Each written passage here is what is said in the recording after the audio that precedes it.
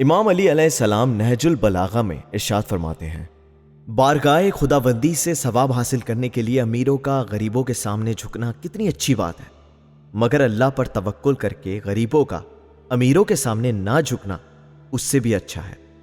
بیٹے کا باپ پر ایک حق ہوتا ہے اور باپ کا بیٹے پر ایک حق ہوتا ہے۔ چنانچہ باپ کا بیٹے پر یہ حق ہے کہ بیٹا ہر بات میں اس کا کہنا مانے مگر خدائے پاک کی نافرمانی میں نہ مانے، اور بیٹے کا حق باپ پر یہ ہے کہ باپ اس کا نام اچھا رکھے، اس کی ادب آموزی اچھی کرے اور اسے قرآن کی تعلیم دے۔ لذات دنیا سے کنارہ کش رہو تاکہ اللہ تمہیں اس کی پوشیدہ برائیوں کی بصیرت عطا کرے۔ راہ خدا میں شہید ہونے والے مجاہد کا اجر اس شخص کے اجر سے بڑا نہیں جو گناہوں پر قادر ہو کے باوجود پاک دامن رہے۔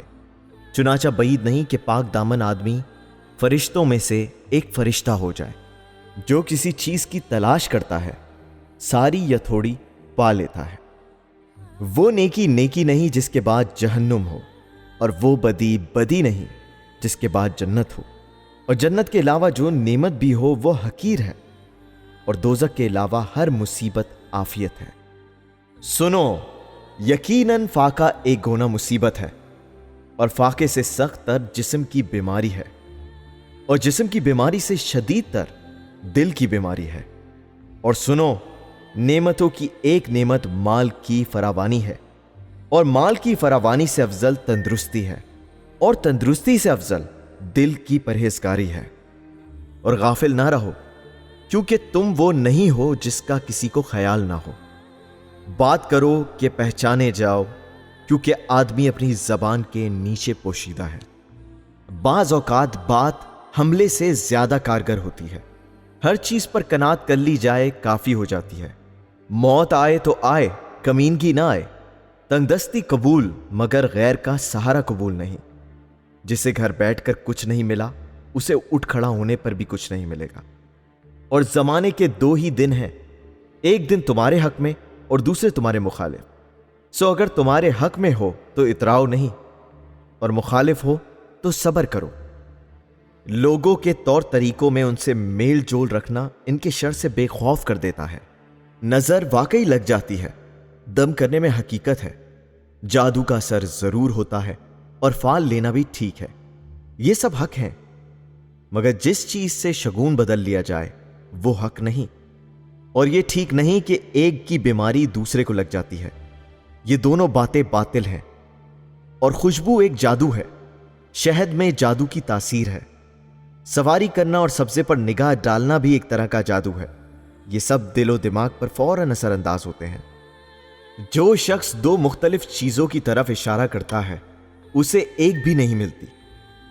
جہاں بولنا ضروری ہو وہاں خاموش رہنے میں خیر نہیں، جس طرح علم نہ ہو تو بولنے میں خیر نہیں ہوتی۔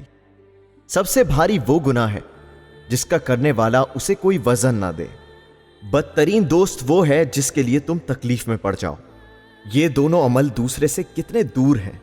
ایک وہ عمل جس کی لذت آ کر چلی جائے مگر اس کا وبال باقی رہ جائے، دوسرا وہ عمل جس کی مشقت یاد بھی نہ رہے مگر اس کا اجر باقی رہے۔